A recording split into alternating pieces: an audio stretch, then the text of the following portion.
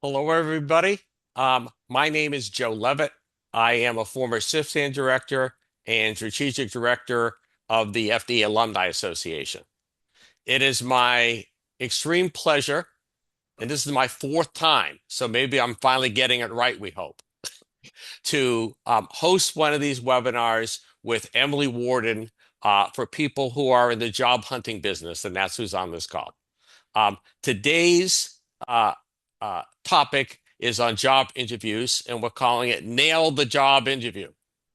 And I picked that because one of my mentees from our mentoring program called me one day and said, I nailed that interview. So I said, good, I'm going to use that. In terms of how to prepare before, during, and after your interview. Emily, to refresh your memory, most of you have probably been to earlier ones, but if not, Emily is an expert career coach. She has the illustrious honor of being the #1 ranked career coach on LinkedIn. But I think even more importantly than that, she has shown repeatedly that, except for the fact that she does talk relatively fast, so stay up, keep up. Um, she has an incredible amount of knowledge and advice. What she says is both practical and actionable. And to me, equally important, she does it with enormous empathy. She knows what everybody here is going through. Her emails always end, or her texts or posts always end with, I'm rooting for you. And she really is. So it's been wonderful. We have had now 4 webinars. This is the fourth and final in our series. The first was on roasting your resume. The second one was on building your brand on LinkedIn. The third one was called networking to get the right job for you. And today is nailing the job interview. All, all of them are already recordings are on the FDAAA website, which you can go and feel free to access if you missed or want to refresh.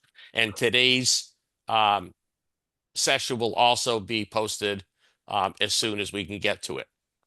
So you can look to that. As I said, it's a lot to keep up with, so it's good to be able to go back and re-listen to it.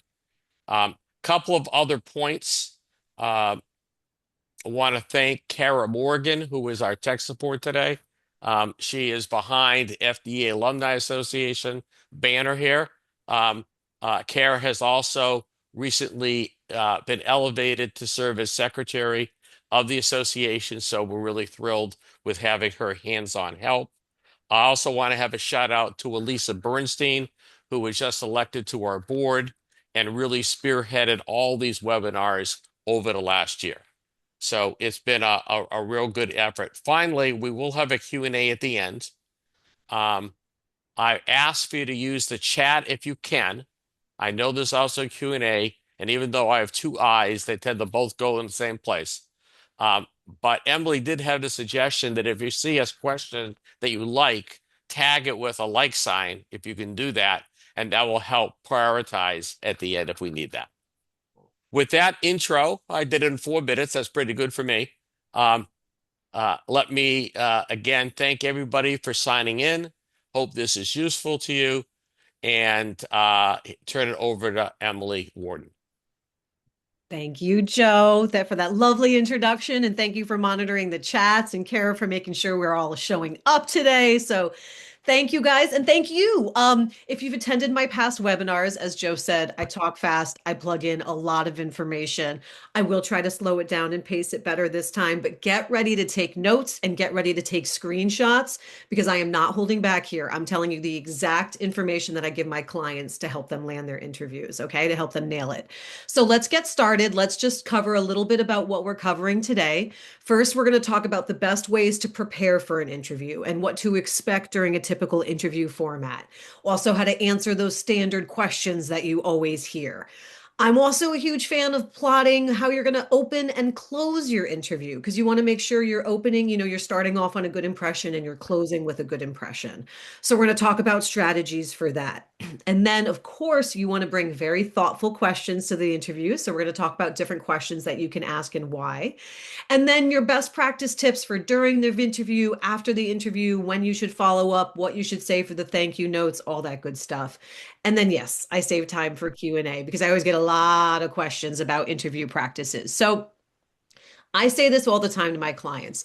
There are three ways to stand out in an interview. Okay.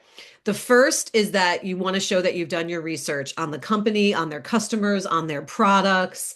And I got to tell you guys, I do a lot of interview prep. You'd be shocked how many people only look at the website and that's it, and they don't dive deeper. We're going to talk about ways to dive deeper and try to do it in a little bit easier way, thanks to AI. So you want to make sure you've done your research and talk about how you've done your research. You want to ask great questions that uncover their pain points. So every company has problems, wants, and needs that they're trying to solve by hiring someone. So we're trying to ask questions and that uncover what are their pain points, what are they struggling with, because then we can emphasize how we can help them with those pain points. Okay. So we want to show you've done your research, you want to ask great questions, and you want to be enthusiastic. Okay. So we're going to talk about all the different ways of kind of putting that together in your interview. But ultimately, the thing that I say to my clients all the time is put yourself in the interviewer's shoes. Okay. So many times we approach an interview from our perspective. We want to approach it from their perspective. They're probably talking to a bunch of people during the day. They're squeezing in these interviews in between their already packed schedules. They might be having a bad day. You don't know what's going on in their life, right? So we're often trying to approach our interviews from what are their pain points? What do they need? How can I speak to what they need? Okay. Not this is me and my background. It's this is what you need, and here's how I can help you with it. That's how you're going to get their attention. But we'll talk about all the different strategies for doing that. So let's just dive right in. First of all, if you have the option about when to schedule your interview, I have a couple of tips on that. Don't be first thing in the morning and don't be late in the day. They're too distracted in the morning and they're too tired at the end of the day. Okay. You also want to avoid getting close to lunchtime. So like 11:30, 12 o'clock, they're hungry, they're grumpy. You want to kind of avoid that. Likewise, you also kind of want to avoid Mondays and Fridays if possible, because Mondays they're busy catching up with the week. Fridays they already got one foot out the door ready for the weekend. So if possible, the ideal time, if you can book it and choose it, is between 10 and 11, because in the morning they've gotten their activities done. They're still focused, they've still got energy. You're not too close to lunchtime, so they're not starving yet. Or conversely, right after lunch, like 1:30, 2 o'clock, between 1 and 2 o'clock, before the afternoon slump hits in. The slump typically hits in around 2:30, 3:30. That's when we start getting really tired. So that's why you want to avoid that window. And I like Tuesdays, Wednesdays, and Thursdays. So if you have that option to schedule the interview time, that's my general thing that I recommend. But of course, you want to go with what's best for them. So if they're giving you options, this is my guidelines, but otherwise we want to, of course, work with whatever time that they offer. A tip that I give to my clients is that they create a free Calendly account and you list all your availability on there, particularly for screeners. So I'm primarily talking about actual interviews, what I call second round, third round, fourth round interviews. I consider the screener interview, that first chat you have with the hiring manager, or the recruiter, or the HR person. I consider that your first interview, the screener. Okay. When you're scheduling your screeners, I love a good Calendly link because, again, we put ourselves in the hiring manager's shoes. Let's put ourselves in a recruiter's shoes. A recruiter is talking to dozens of people a day. They're booking appointments left and right. They've got their regular workload on top of scheduling these interviews. So if you have a Calendly account and you're talking to a recruiter and you say, here's a link to my calendar, it makes their job much easier. It eliminates that back and forth for scheduling. So I want to throw that out there as well. Okay. Now, let's talk about, we know when to schedule the interview. Let's talk about a little bit about preparation for the interview in terms of researching the company. This is a step you do not want to skimp on because, like I said, most people check out the website and they call it a day. Maybe they Google it and they look at the results on the first page. We're going deeper into that, folks. Okay. Particularly if this is a role you're really excited about. So, first of all, just reading their careers page. What are the kind of roles they're hiring for? Oftentimes they talk about work for us. We're looking for these kind of people who can do these kind of things. Pay attention to that language. If they say they want team players, you're going to talk about how you're a team player. They're giving you insight into their culture, right? But this is also going to tell you, are they hiring? Are they growing? What departments are they focusing on? So we just want to get a little bit of insight from there. Now, obviously, you're reading the job description, but we're going deeper into that. We're studying the job description. We're saying, wow, okay, they've mentioned this skill 3 times. I better make sure that I have some stories that illustrate how I'm using these skills. So, what I like to say is really study the job description in depth, pull out those skills, keywords, key phrases that they're looking for, and make sure you have stories that represent those skills. That's really important. Now, before AI, this kind of research would take hours. Now, thanks to AI, you can cut it down a lot. My absolute favorite site for company research is perplexity.ai. ChatGPT is not good at research. Okay. So, what I like to say is perplexity.ai is like if ChatGPT was good at research. So, it makes your company research what used to take you hours like that. So, you can research the company, the competition, their customers, their product, look for interviews with their executives, their CEOs, look for annual reports, all that kind of jazz you can get with Perplexity. Also, if it's a larger company, Seeking Alpha is an incredible website to get financial information. So you can find their annual reports, their quarterly filings, look at their statements, get a good understanding of what the financial picture is, what their goals are, listen to investor calls, things like that. Again, like this is getting a little bit more in depth than the average. You don't have to, but if you want another data point, Seeking Alpha is fantastic. Also, certainly all the big companies, but many companies nowadays, Glassdoor, Indeed, Comparably, which is my absolute favorite site. No one knows about Comparably. I highly recommend bookmarking and looking at it. To me, it's way better than Indeed and Glassdoor. I call it Glassdoor for non-jaded people, but not every company is listed on Comparably. So you're going to hear me talk about Comparably a lot. I put it in the same category as Indeed and Glassdoor. But again, not every company's listed on there. If you're lucky enough to find a company listed on there, the information you can get on Comparably is unbelievable. But the point is, each one of these websites typically have interview questions that other people have provided. I was asked this during the interview, and they will put that in the interview section of the company page. So sometimes companies provide that information. Sometimes you'll get feedback from others. So I would certainly look up the company on those 3 sites to see if you can get interview guides. And then also just Googling it and saying like interview guide for X company name, because oftentimes you'll find Reddit posts about it, or like I'll see Reddit posts about like preparing for a technical interview or preparing for a project manager interview. Or again, if it's a larger company, you will certainly see Reddit posts about what it's like to interview at that company. So, very big fan of finding interview guides. And then, of course, all the big tech companies have their own published guides, things like that. You definitely want to make sure you're familiarizing yourself with the company's product and who their customers are. So, if it's a software, for example, like if you're applying to a software company, get the free trial of the software and experiment with it. Because can I tell you guys, 99.9% of people don't do this. So if you're in the interview and you go, I downloaded the software and I was playing with this, and here's what I noticed. It frankly doesn't matter what you say after that. It's the fact that you said, I downloaded it and played with it. That's what helps you stand out. That's how you, when I said at the beginning, different ways to stand out, showing enthusiasm and showing you've done your research. That's a perfect way to do it. Okay. So, also just like looking up like customer reviews. If it's a physical product, what are customers saying about the product? So, deeply understanding the product and who their customers are and who they're selling to goes a long way. And then finally, you also want to make sure you're researching the people who are interviewing you, potential team managers, your potential boss, leadership at the company. You can just look up the person. Like, so I have here sample Google search queries where if you're not familiar, you need to put the name and the company name in quotes. So it's pulling up exact matches. So you can put the person's name plus the company name if you know or you can add here, I have site.linkedin if you want to go and pull up directly their LinkedIn profile. If you don't know the person's name and you're like, I know it's going to be the district manager of this role is going to be my boss, but I don't know who they are. Well, then look up the job function. Like, so I have here an example, customer service, manager, company name, and then you could add site.linkedin. So if you're looking up who your potential manager might be, but you don't know their name, That's a great way to find it. So we want to look up these people. What I like to say is LinkedIn profiles are fair game. So, one of my favorite lines to use in an interview is in preparation for this interview, okay? Because you want to show you've done your research and you've prepared. So, in preparation for this interview, I was looking up the leadership team, or I was looking up my potential team members, or, and again, it doesn't matter what you say after that. The point is that you were doing this research.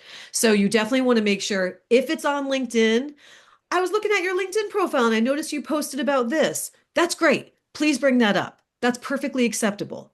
Facebook is not acceptable. Instagram is not. You can't say I was looking at your Facebook profile. That's creepy and weird. But if it's on LinkedIn, it's fair game. And people really appreciate when you've done that research and bring up something about their profile. Okay. So researching the company is a really important step.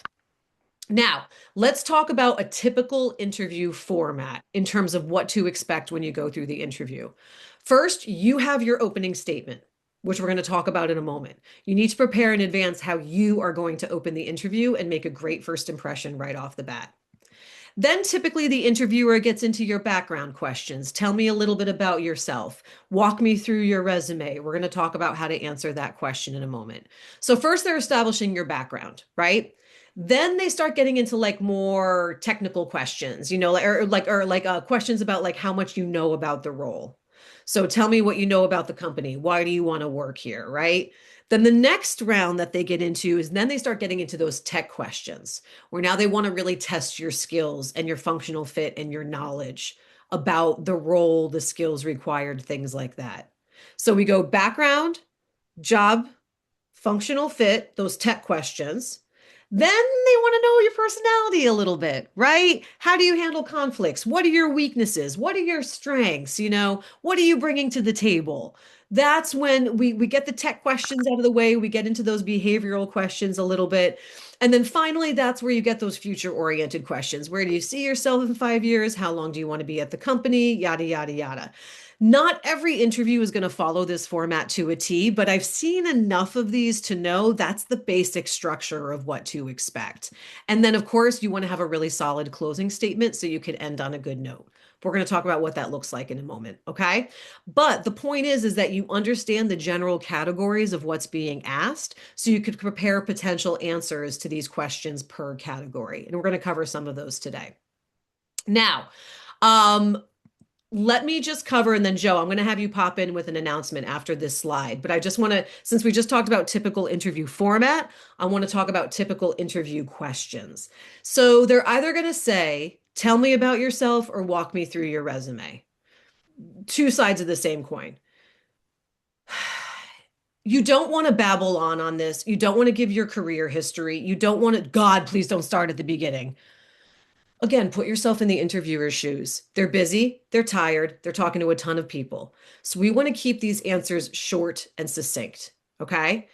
For answering this question, tell me about yourself or walk me through your resume. I have my clients do this thing called the present, past, future formula. What that means is a couple of sentences about what you're currently doing or your most recent role, a couple of sentences about what you did before that, and a couple of sentences about what you want to do in the future. And wouldn't you know it, you guys, what you want to do in the future happens to align perfectly with the role you're applying for. So the way this looks is in my current role or in my previous role, I was doing this. And I'm going to use this opportunity to highlight a few of the key skills that you guys are looking for. So if they're looking for project management and change management, you would say, in my previous role, I was doing this for project management and change management. Before that, I was doing this role and then talk about your project and change management in that role. So we're continuing to emphasize those skills that they're looking for. Next, let's say you're interviewing at a healthcare startup. Next, I'd like to join a healthcare startup and help them grow their change management policies. That was terrible. Don't use that. But you get my point. You're basically describing the role you're applying for and what they're hoping you do with it. Okay. All in all, guys, this takes 2 minutes, maybe 3 minutes. You keep the details really light because if they want more information, they'll ask for it. Okay. So this is something that I highly encourage you practicing and how letting it just flow off your tongue because you're going to be guaranteed going to be asked this question in every interview. Now, the other question that I wanted to cover is what are your salary expectations? So when you're in a screener interview, when it's that first interview and you're talking to a recruiter or the hiring manager or an HR person, they pretty much want to know, are you a real person? Because you never know with AI. Do you actually have the skills that we're looking for? So they're going to ask you a couple questions about that. And what are your salary expectations? That always comes up in the screener call, or it should be coming up because we want to make sure we're on the same page. This is how you handle this question. First of all, you never answer that question first. Never. As much as possible, you try to get them to list the number first. Okay. This is how you handle it. First, before the interview, you're doing your research. Now, screenshot this, guys. When I'm done with the slide, make sure you get this because this is what, like 6 different resources. What I recommend to my clients is that they choose at least 3 of these resources to do the research. And you want to look up job title, location, industry, because obviously, depending on cost of living, the salary can vary wildly across the country. So you want to make sure you're looking up at least 3 different resources. You're looking up the traditional job title and industry and all that jazz, and you're going to take that average number. Okay, so that's number one. You're going to do your research on what the typical role in that industry and that location pays. Step two is you're going to make your range. So let's say you've done your research and $100,000 is the average. What you're going to do is your range is that 100,000 is at the bottom of that, and you're going to add another 10 or 20% on top of that. So your range is officially 100 to 120,000, all based on your research. Okay? But you're not sharing that number. So when they say, so Emily, this is great. What are your salary expectations? You say, you know what? I'm still learning about this role. I haven't set expectations yet. What does the company have budgeted for this role? Now, I like saying that what does the company have, not what do you have? What does the company have budgeted for this role? Now you guys are just talking about data points and budgets. That's it. It's the most like neutral way of answering that, right? This is all, by the way, assuming that the salary is not already in the job description. If it's already in the job description, this is kind of a moot point. They just confirmed that that's a good range for you. So this is assuming that the number is not named. I'm still learning about the role. I haven't set expectations yet. What do you all have budgeted for this position? If they push back a little bit and they say, Emily, we really can't move forward until you give us a number, you go, I get that. I haven't learned enough about it yet, so I can't say a number. But if you have a number in mind, I can go back and take a look. So you're basically pushing back a little bit. If they still say they want you to name the number first, well, that's a red flag, first of all. But second of all, if you're really feeling stuck in that you need to say something, you say, based on my research. Now it's not about what you need or your past salary history. It's just about cold, hard data. Based on my research, this role in this industry, in this location, typically pays in this range. Is that about what you all have budgeted for this role? So this is what's cool about that. You're just saying what's based on data.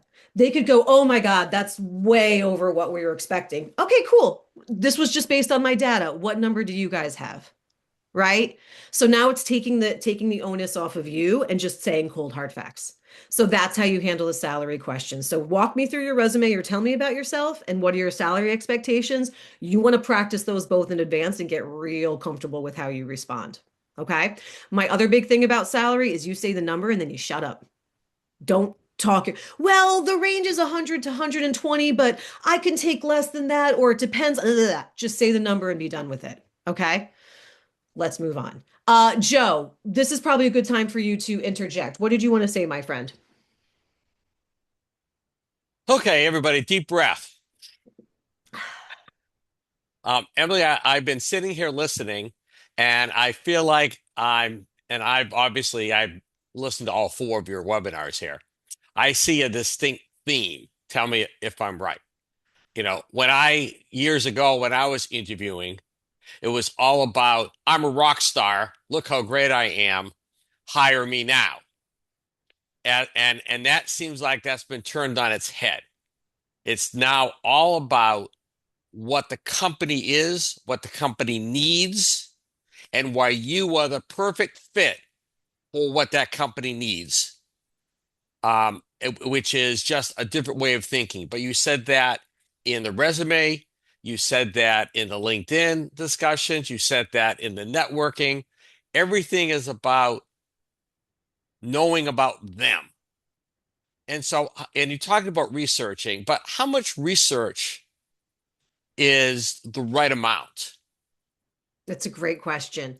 Um, the more in depth in the rounds you get, the more research you're going to want to do. So if you're in round three and you're meeting with executives of the team, heck yeah, dive deep into the product and customer reviews and really dig into it. Financial reports, interviews with the executives. When it's the screener, honestly, for screeners, I don't have my clients do too much research. I have them like do a little bit on perplexity. Just get a general idea about the company, their goals, what their product is. The screener doesn't get into that too much. But when they're in the second round, when they've made it past the screener, then I have them do a little bit more that I had from that slide. Certainly perplexity, seeking alpha if they're on there. Who's the management team? Looking up the people you're interviewing, just Googling a little bit. Like I had them look up the company name and then layoff announcements. See if the company's announced any layoffs recently, right? So then you dive in a little bit deeper there, but then you can get really deep into the technical stuff as you get deeper on and you talk to more subject matters at the company, subject matter experts. But real quick, Joe, what you summed up was beautiful. I say it to my clients all the time. The job search is not about you, it's about what you can do for them. So, what are their pain points, problems, needs? How do you solve them? That's what you talk about. So, it's not, hi, I'm Emily, here's my background. It's, hi, I'm Emily, here's what you guys need, and here's how I'm going to deliver it for you. That's how you stand out in this market. So, I love that you summarized it that way. Perfect. Thank you. Thank you, Continue. my friend. Okay, so let's talk. We talked about interview format, we talked about interview techniques. Let's talk about some strategy for answering just questions in general. Now, most of you guys have heard of the STAR method: situation, task, action, result. I don't like that method. It takes too long. Okay. What I like to do with my clients instead is we mix it up a little bit. I have them drop the T entirely. So now we're just situation, action, result. You could also think about it as problem, action, result, challenge, action, result. Okay. But those are the basic categories. What was the problem you're trying to solve? What action did you take to solve it? And what was the result of you doing that action? But I take it with my clients a step farther. I do RSAR. So I have them lead with the result. As I say, lead with the punchline, then set up the situation, then the action you did, then bookend it with the punchline, with the result. So the example that I give my clients, if they say, tell me about a time when you made a mistake at work and how did you handle it? And you say, let me tell you about the time when we almost spent another $20,000 in printer fees. Don't worry, I caught it. Here's what happened. So you're leading with the punchline. You're leading with that result. Again, put yourself in the interviewer's shoes. They're talking to people for 8 hours that day. They're exhausted. They've heard the same responses again and again. When you lead with the result, now they know where the story's going. You're snapping them to attention. It's like you ever watch a television show and in the first few minutes of the episode, it begins with the ending and it says, you may have wondered how I got here. Same deal. Interviewers are so used to people babbling on for 5 minutes. They're like, oh my God, when someone starts at the beginning, it's like, how long are they going to talk to me for? So if you lead with the result, lead with telling them how the story is going to go, then you spend 30, 45 seconds setting up the situation or the challenge or the problem, 30, 45 seconds describing how you solved it, what your action was, and then bookend it with the result again. And that's how I help the company save $20,000 in printer fees. Okay. Now, the goal here is that you're doing this all in 2 or 3 minutes. That's your challenge. My God, please don't babble on in interviews. You're going to lose them. Okay. Now, technical questions, if they say, walk me through your process, go 5 minutes, go in depth. They want to hear how your brain works. But for all of those behavioral, tell me about a time when questions, your goal is to keep those answers to 2 minutes, 3 minutes tops. So, what I will have my clients do is I will have them prepare 10, 12 SAR stories that they can change depending on what the question is that's being asked. But they've got the general framework where I will have them bullet point situation, action, result. and have them bullet point out and then just practice saying it naturally until it comes out in 2 minutes, 3 minutes, and they can follow that RSAR format. So that's my tip to you on how to answer those traditional interview questions. If you take nothing else away from this slide, it's please try to answer those in 2 or 3 minutes tops. Okay. That's going to be one of the best things you can do for your interview. Now, real quick, thank you, AI. You can use AI in all sorts of ways to help you interview prep. Um, there's lots of AI prep software now where you can talk to a camera and it will analyze your movements and your voice cadence and how you answered it. But I'm going to even go simpler than that. Just use ChatGPT to give you potential interview questions. I do this with my clients when we do interview prep sessions. I will plug in the job description and I will say, you are the hiring manager for this role. Give me 10 behavioral and 10 technical questions you might ask based on the job description. Just even doing that, well, between the interview guides that you're looking up already that I discussed, and then asking ChatGPT that, you're already going to get a good handle on the kind of questions they're going to ask, right? But then also, here are some prompts that you can use to get started. Now, the thing is with AI prompting, and I'm not an expert on this, but one thing that I do understand is that you need to start off the prompt with the role that the bot is taking. So I have this here as a specific. You are the manager at the marketing department at this company. So you set up the role that it's playing. That's really critical to AI prompting. It's called the character. Okay. So you want to set up the character that it's playing. Then you say, what's the role it's doing? And you're interviewing me for this job. I'm going to give you my resume. I'm going to give you the job description. What questions might you ask during the interview? Give me 10 behavioral, 10 technical questions you might ask. Okay. So I do this with my clients all the time, and they say a lot of the questions that we covered in this, they also covered in the interview, and they find that really beneficial. So I just want to mention that on the side about using AI to help you anticipate potential interview questions. Now, I talked to you guys about those opening and closing statements. Let's dive into that a little bit more. Because as I mentioned, three great ways to stand out in a job interview. Show you've done your research, ask good questions, and show your enthusiasm for the role. The opening statement, they don't like to say it, but hiring managers make snap decisions. I mean, we all do. People make snap decisions about the other person within the first few seconds. So no one ever prepares an opening statement when it's actually one of the most effective ways for you to kick off a great interview. So here's how I advise my clients to do it. And you want to say this enough times where it just feels natural for you. Don't worry about the exact verbiage, but you basically want to get this point across. So you're walking in the room, you're giving them a solid handshake, you're looking them in the eye. Now, quick thing, virtual interviews. This entire time I've been talking to you guys, I'm looking right at the camera. It mimics eye contact.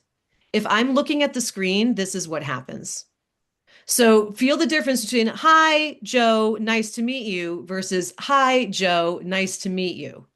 So what I will have my clients do, this is just eye contact for a small thing. I will have them take sticky notes and put it near the camera of little notes to remind them of what they want to say, to try to get them focusing on the camera as much as possible. So that's a side note. If it's virtual, that's how you can mimic eye contact. But in person, you're looking them in the eye, you're giving them a good handshake, and you basically are kicking it off with, thanks for meeting with me. Use their name. People love the sound of their own name. It snaps them back to attention. So use their name as much as possible. Thank you for meeting with me, Joe. I've been really looking forward to this meeting. I think your company is doing the most excellent work in this arena, and I'm so excited about the prospect of being able to contribute to the organization. Okay, so that's essentially what you're saying in this phrase. I have a different version of it here where it says, I've done a ton of research, because you want to show you've done your research, and I can't wait to have a conversation about it. So this is you, what, 15 seconds? Kicking it off in a really positive note right off the bat. So this is something that you're going to want to practice. Likewise, ending the interview on a great note with your closing statement. So we are using this as an opportunity to address any concerns, to gauge if you did a good job or not, what are the next steps, things like that. So thank you, Joe, for this conversation. Now, after it, I'm even more excited. I'd love to be the person that you hire for this role. So you can ask, I want to get started right away helping you with this pain point. right? So if they said in the interview that they're really excited to launch this product, they want to get this product launched. I'm really excited to join the team and help you guys launch this product because you want to remind them again what's in it for them, right? Like why you can help them. But here are some examples of how you can gauge how you did. What are the next steps in the process? Do you need anything else from me? Do you need my references? You don't have to necessarily ask all three questions. I just wanted to give you guys a sample. Because if you say, do you need my references? And they're like, nah, we're good. Well, you kind of got an idea about how you did, right? But if they're enthusiastic about it and they're telling you about the next step and they're asking for references, then you know you did a good job. So that's one way to kind of gauge. And then I also have another sample way of saying it, different version of saying the same thing. Like, I've admired you guys for so long. I know you're talking to lots of qualified applicants. I'm honored to be a part of it. Thank you so much, Joe, for your time. Because again, we're trying to use their name as much as possible because we love the sound of our name. It snaps us back to attention. So you just want to practice that opening and closing statement so you're starting off and ending on a good note. Okay. Now, let's talk about questions that you're going to ask. And then I think, Joe, this will be a good stop point for you to jump in after this slide. Preparing questions to ask. Now, actually, I lied, Joe. There's two slides, and then I'll have you jump in. I have a couple of categories. Now, here's the thing. What I tell my clients to do is come up with like 10 or 12 questions that you're going to ask and put them in order of priority. Now, you're not going to get to all of the questions, and some of the questions are going to be answered during the conversations. That's why I say have 10 to 12. Okay.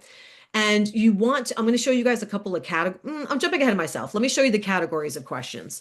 So I'm all about those pain points. I'm all about their goals. So here are samples questions that you can ask. And when I get to the next set, I recommend you guys screenshot this. But don't ask all of these, but use one or two of them. The goal is with these lines of questions is to unveil their pain points, their problems, their wants, their needs, their goals, because you want to early on uncover their pain points so you can spend the rest of the interview saying, as you mentioned, you guys have struggled with project management in the past. Here's how I can jump in and help. Okay. So I'm going to shut up for 10 seconds and just give you guys a moment to just kind of review these.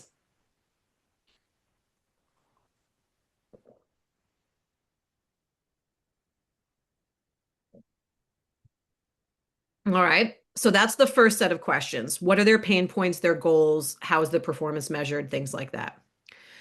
The next set of questions, and again, choose one or two from here, is helping you identify the company, its culture, the role, things like that. So again, I'll be quiet for a few seconds just to give you a chance to review these.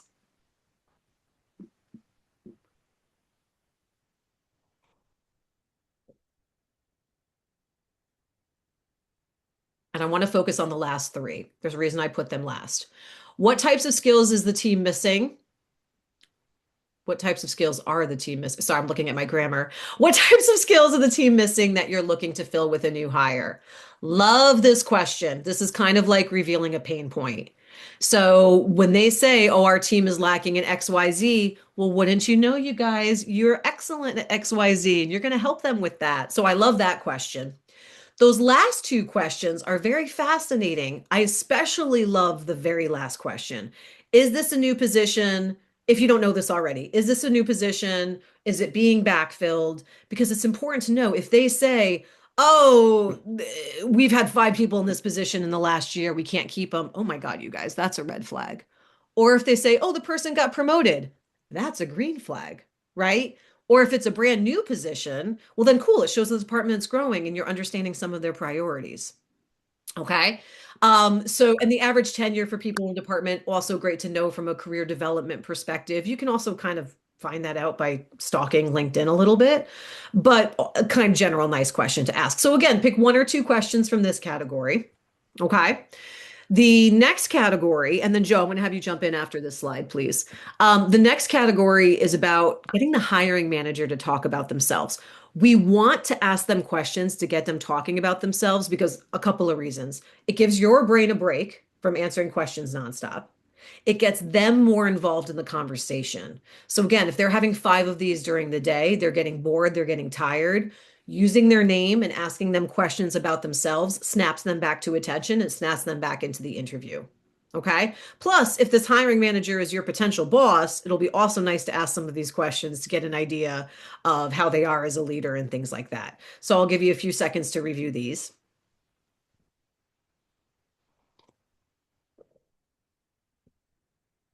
I especially love the last question because it's a wonderful way to get them talking and uncovering their pain points. Okay. And then the final category here, you'll know some of this from your research. And even better if you can say, in preparation for this interview, I was reading your annual report or I was listening to this interview with the executive and they mentioned this initiative coming up. Can you tell me more about it? So you can ask these kind of questions, asking about the goals and direction for the company, but even better if you can tie that into your research and show that you've done your research because that shows how you have the enthusiasm for the role. Okay. Because interviews are two-way streets. You're trying to gauge working with them as much as they are gauging working with you. So you're trying to ask questions about culture and growth and development at the company because you want to know if that's a place you can fit in. Now, obviously, there are tons more questions you can ask in tons more categories, but I just want to give you these kind of overall arching themes because the number one thing you want to do is you have these questions in advance. As I said, you pick about 10 to 12 questions, list them in order of priority. And then you're going to sprinkle these questions throughout the interview. You're not going to wait till the end to ask these questions. What I advise my clients to do is this thing called the interview pivot. I call it the interview pivot. The interview pivot is incredible. Let's say you guys are babbling on too much and you're answering a question. You're like, oh my God. And you hear in your head, you're like, you got to stop talking. You got use the interview pivot. So if they say, tell me about a time when you had a difficult coworker and how did you handle it? And you're babbling on and you're like, I have to shut myself off. Use the interview pivot and say, how about you? Like cut yourself off and say, how about you? Have you had a difficult team member and how did you handle it? Just pivot and ask them the same question. Okay. I love the interview pivot. So it's a great way to cut yourself off if you find yourself babbling too much. Or it's a great way to incorporate your questions into the conversation because the person who asks the questions is in charge of the conversation. So this is your chance to take back some agency in the conversation. So you can answer a question and go, that reminds me, is this a new role or is it being backfilled? Or that reminds me, I wanted to ask you, what does a typical day look like for you? So you can use the interview pivot to work in these questions that you really want to ask, or shut yourself up if you're babbling too much or you don't like your answer. Okay. So these questions can really save you in multiple ways. You just don't want to wait till the end when they say, do you have any questions for me? And then you're rapid firing, asking 10 questions in a row. That's too much. Okay. So I like to incorporate them during the interview. Before I get into this, Joe, anything else you want to add? Two quick things. Number one, um, Emily, you're covering a lot of great information. Everybody, I know you have questions in your head. You don't yet have them in the chat box. Okay. So as we're going along, make your own notes. But we'll have a few minutes for questions, and we need questions to have to answer those. So ask you to do that. Second, I've got one right here, which is that on your last slide, there was a question about what is your leadership style? How would Mhm. you describe your leadership style? I was actually asked that once when What'd you I was say? hiring. And I looked at her and I said, well, what do you mean? She goes, well, I don't respond well to people who yell at me.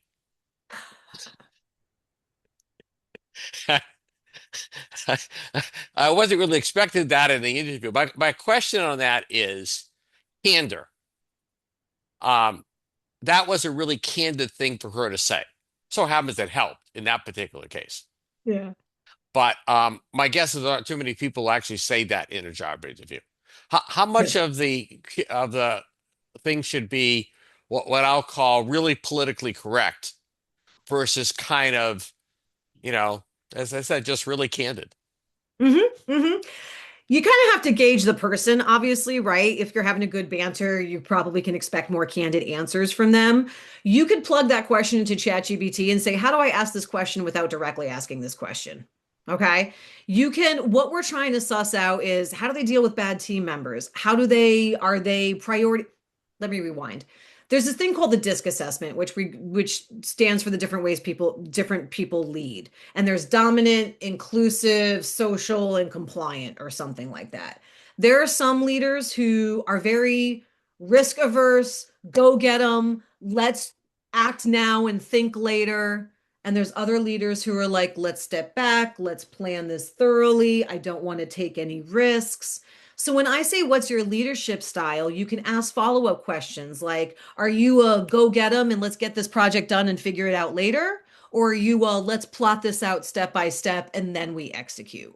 So you can ask the question, but then like follow it up with a follow-up question. Or how would you say your leadership style is if you have two people conflict? I don't like the conflicting stuff because it makes it sound like you're conflicting, but you can ask in like a certain situation, like how would you handle this situation, right?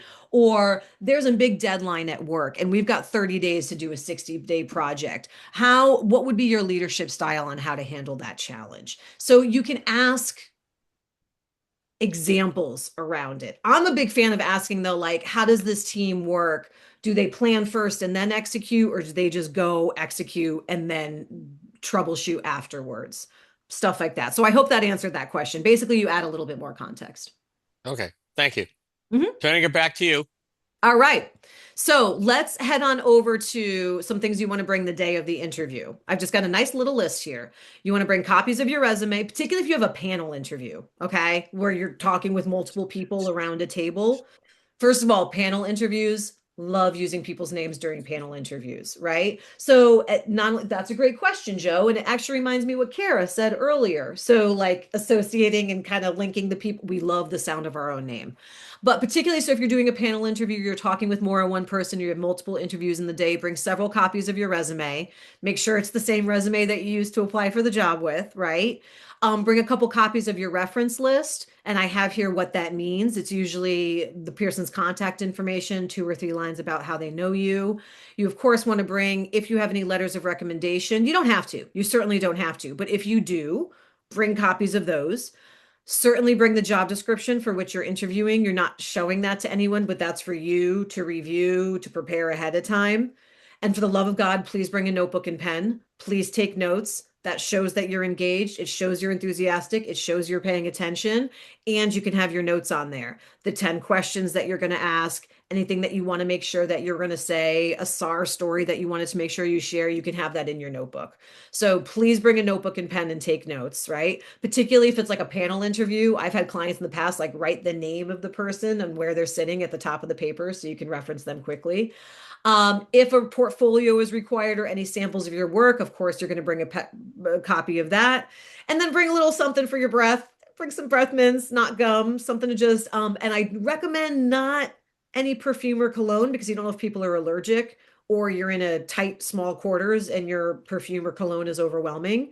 I'm a big scents person. I love scents. If I do it, like maybe one light, quick squirt and then I walk through it, or something like you just don't want to be really heavy if you're going to have it. So, just a couple things to make sure you bring on interview day with you, and then you can leave copies of that behind. You look nice and prepared. We love that. Now, just some interview tips. As I mentioned, you want to shake their hand and have good eye contact and, project that era of competence. You don't even have to be confident, but show that you're competent and you know what you're doing. And guess what, guys? It's okay to be vulnerable too. It's okay. I've had clients be like, I get really nervous and I stumble over my answers. Great. Say that. Say, I'm sorry. I really love this company and I really care about this job and I want to do a great job and it's making me a little nervous. Can I try that again? Guys, we're all humans. That's fine to say. People will appreciate you being vulnerable like that. All right. Particularly if you couch it with, I care about this job so much. I want to do a great job. Okay. No one's going to be mad at you for that. So it's okay to say if you're nervous, but we want to project that, like, I know what I'm doing at the same time. Like, yes, I can speak to these skills. I might stumble over my words because I'm nervous, but I do have my stories lined up. As I've mentioned multiple times, you want to use their name as much as possible because it snaps them back to attention. Now, this is an old sales technique, mirroring. It's called mirroring. So if the person is standing with their arms crossed like this, you stand there with your arms crossed. If they talk really, really fast and have lots of energy, you talk really, really fast and they have lots of energy. If they are slow and pace themselves, then you are slow and pace yourself. You just want to match their energy, their posture as much as possible.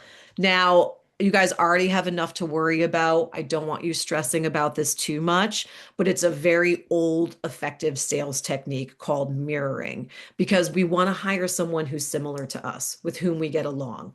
So if you're mirroring their behavior, it's an indication that you guys are going to get along. So that's just a side note. As I mentioned, take notes, take lots of notes.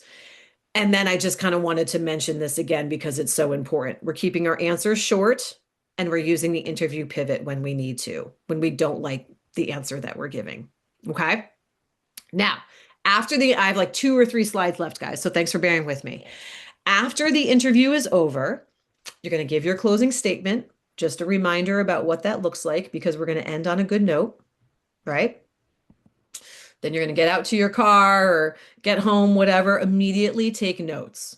What went well in the interview? What didn't go well? What questions did you stumble on? What did you wish you brought next time, right? What did you wish that you mentioned? Because every interview is an opportunity to improve on the next interview.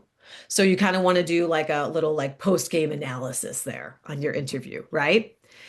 If the interview went well and they mention that they're going to contact your references or you're going to move on to the next round, I would contact those references who you listed and just say, heads up, I had a great interview today for this role at this company. They might be calling you. By the way, we talked about change management a lot. Can you talk about my experience on this project with change management? Or they seem to be a little bit concerned about my lack of operations skills. Can you talk about what I did in operations on this project? Let them know what you want them to say. It's doing them a favor. They don't mind, right? Because they want to be a great reference for you. So just give them a heads up that it's happening. Like I said, if you're getting those indications that it's happening. And then the other thing that I tell my clients is do your interview and then let it go. Keep interviewing for other opportunities, even if it's your dream job at your dream company. You don't care. It was just a meeting, just an experience. You've let it go and you've moved on, right? So I had a client recently who was interviewing. They just land their role at every interview they went to. They're like, I don't care. I don't want to work here. I'm just having a conversation. They downplayed it so much in their heads that they didn't work themselves up and have that pressure. And even if they really did want to work, they're like, they just kind of developed this nonchalant attitude and it helped them a lot take that pressure off. So we want to be patient. We want to keep, on the follow-up. We're going to talk about follow-up in a moment. Send your thank you note, but then keep up. You basically do it and then let it go. Be like Elsa, let it go. Sorry for the earworm and keep applying. Now, let's talk about that thank you note real quick. You want to send it within 24 hours as quickly as possible. If you're local, you could send a quick email and then send a follow-up card if you wanted to, but it's the very least an email. Okay. And here's the basic template. Now, I do recommend that you guys screenshot this if you can. But the basic template is I interviewed for this job on this date, because again, they're talking to a ton of people. So you want to remind them. If you guys connected on something in the interview, you had a joke, or you have the same background on this, or there was a topic you guys discussed a lot, you seem to really connect about, bring that up.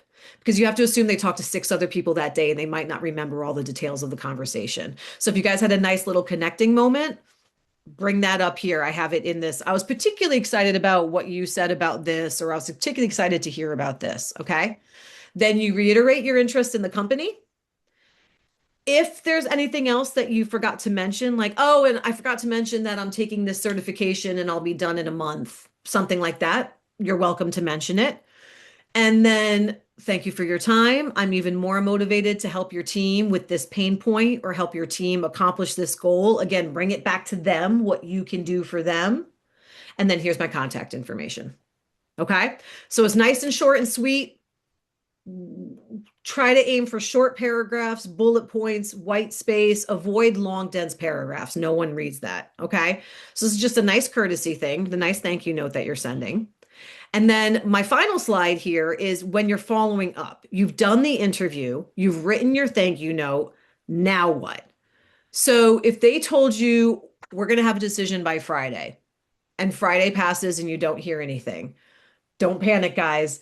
Hiring decisions get delayed all the time for so many reasons. So anytime someone says, oh no, we want to move quickly, you'll hear from us by Friday, Nine times out of 10, you won't hear from them on Friday. Just that's fine. That's to be expected. But give 2 or 3 days after that deadline is passed, 2 or 3 business days to follow up. Okay. If they never gave you a timeline, wait at least a good 10 days from your last interview. Okay. And that's not business days, that's days. So if you interviewed on a Friday, you're going to not check in that following after your thank you note. You send your thank you note, but then you don't send another follow up for 10 days after that. Because again, they're interviewing other people, other things are going on. You don't want to be a pain. So around 10 days is a good follow up time. When you do your follow-up note, it very much follows the similar pace of your thank you note. The date and time, the date and the job title that you interviewed for, why you're interested in the position, how you can help them with their pain points, mention something you guys connected on, and then you have your contact information. So it's a really short and simple and sweet follow-up. I have a sample here. I'll give you guys a minute. And I just realized the time, Joe. I'm so sorry. Here's a little follow-up sample message that you can do. Okay. So that's again, screenshot this if you can, because this is going to help you for the follow-ups. And Joe, I am so sorry. That's the time, my friend, but that's also the presentation. So what do we have for questions? Okay, great. First question. Thank you, Emily. Everybody gets to do a little of this virtually, I guess, if you know how to do that. Um, First question, which ties up the last thing you said, was uh, will you make the slides available? I don't remember what your process is for this. Sure, I can share it with you. Okay. And we can, Kara, we can find a way to make it available to the people who participated. Second question, this applies to just about everybody on this call. Since this goes to why did you leave your last job? Mm, And they left their last job because the government conducted a RIF or put such pressure on them to make them want to leave. It was not a normal reason. yeah. How do they handle that? Because that applies to everybody on here. Yeah. Funny enough, I debated on how to handle this, and I'm like, they're all in the same position, and it's pretty obvious why they left the role. But you're right. I should have addressed this in terms of a way. It's in general, I was part of a reduction in workforce. That's it. I was laid off and part of a reduction in workforce. Now, because you guys were so treated so terribly, and I completely disagree with everything that happened to you guys, um, I want to be sure to make it not be like political or anything like that. We're trying to keep it as neutral as possible. And so it's just there was a massive layoffs in a reduction in force in governmental agencies. And unfortunately, I was swept up in that. It was not performance based, it was just a business decision. That's it. You just Okay, say that line and you move on.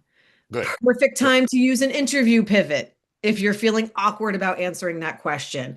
But just a nationwide reduction in force based on budget cuts, move on. Right. And I think the key there is, I agree with that. The key is you're not taking it personally, Yeah. and they're not taking it personally either, therefore. This Yeah. was simply something that happened. You were swept up in a government-wide, downsizing, Mhm. and you're looking forward to your next job. You say a good pivot to something else. I was just about to thank you. And as I say, but in retrospect, it's a great opportunity. I really appreciated my work there, but now I'm so excited to be entering the private sector. And you basically describe the job you're applying for, or I'm so excited to use these skills on my next great opportunity. So you kind of pivot it into a positive. Okay, good. Move Next on. question. What are the best way to get interviews? Online applications versus reaching out directly to potential hiring managers and recruiters. That one. We 4 ways to get a job interview. Apply online, work your network, work a recruiter, cold call and pitch the company. Applying online is my least favorite. If you're going to apply online, you have to be one of the first. That's basically it. That's the only thing that's making a difference. People, they're just flooded with so many applicants right off the bat. You have to be one of the first, and then you want to send a follow-up message. I applied for this role. I'm really interested in it. You guys are amazing. You find the recruiter, you reach out to them. From a referral and recruiter perspective, that was what we covered in the last one about working your network. That's my favorite way, especially the recruiter side of things. When you're working with a recruiter, you're either cold calling them and reaching out to them. And what I would do is I would just Google and search online for recruiters in your industry. or recruiters at your ideal companies, and you basically reach out to them and pitch to them. Nice and short and sweet. Here's what you guys are looking for. Here's my background. Here's who I can help. Let's talk, right? Or you're working your LinkedIn to have recruiters reaching out to you. So I work with my clients on both, where we get the LinkedIn going so recruiters are reaching out to us and we're reaching out to recruiters. And then obviously the referral is huge. So not just working your network of your former colleagues, but working, and we talked about this in the networking webinar, people in your life who are not in your network, but they're naturally connected. They know a lot of people. They can be really beneficial. Talking to alumni from your former school, going on LinkedIn, looking up your school, going to the alumni page, and then searching by company or job title or location, finding fellow alums to help you get referrals. That's my favorite way to do it. If you're cold applying and you have no referrals, no recruiter, no connections, just be one of the first, essentially, and follow up with the recruiter or hiring manager. Okay, fabulous. It is 1 o'clock. I have two questions. I'm going to try to sneak them in quickly. And that gives Emily permission to truncate her answers.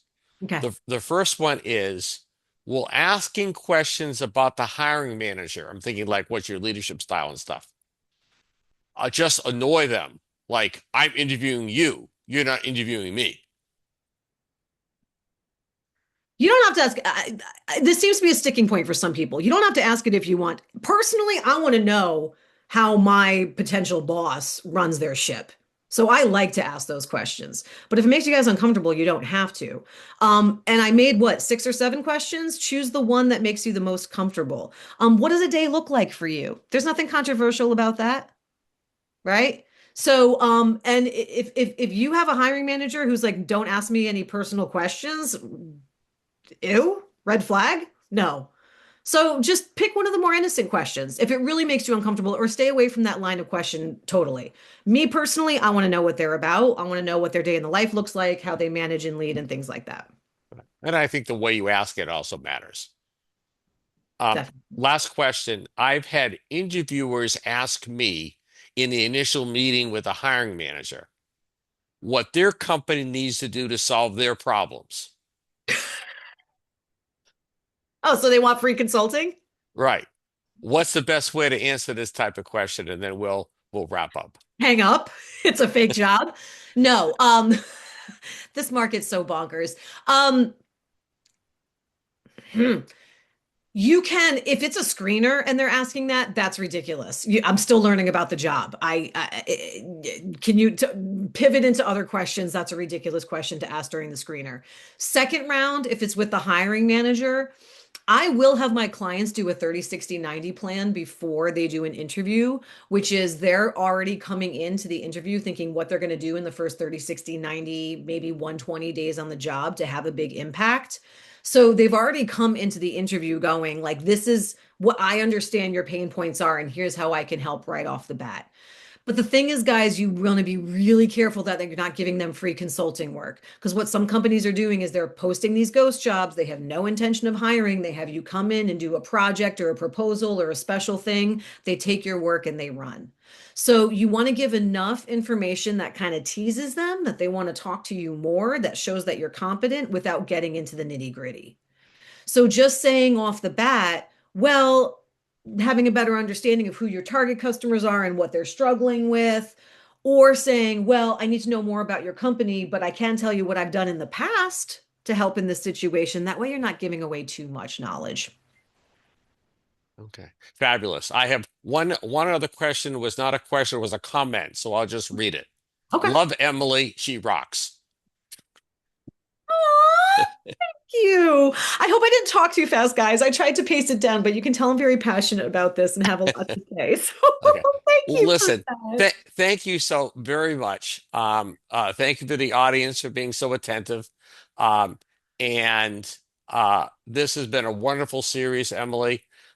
We know there's a lot of ex-FDA people still rebounding from last spring's government downsizing. We feel your pain. We want to help you. And we hope this has been down that path. Thanks again to Amen. Kara Morgan for making this go so flawless today. You all will receive an evaluation of this webinar. If you have take a few minutes to fill it out, it will help us collect data. help Emily learn what she did well, what she could do better, et cetera, et cetera. So we appreciate the feedback. She reads every one of them, I can assure you. With that, um, I want to thank everybody and Happy New Year and good luck out there. We're rooting for you. Thank you, Joe. Thank you, everyone, for joining. Reach out to me for questions. I'm happy to help.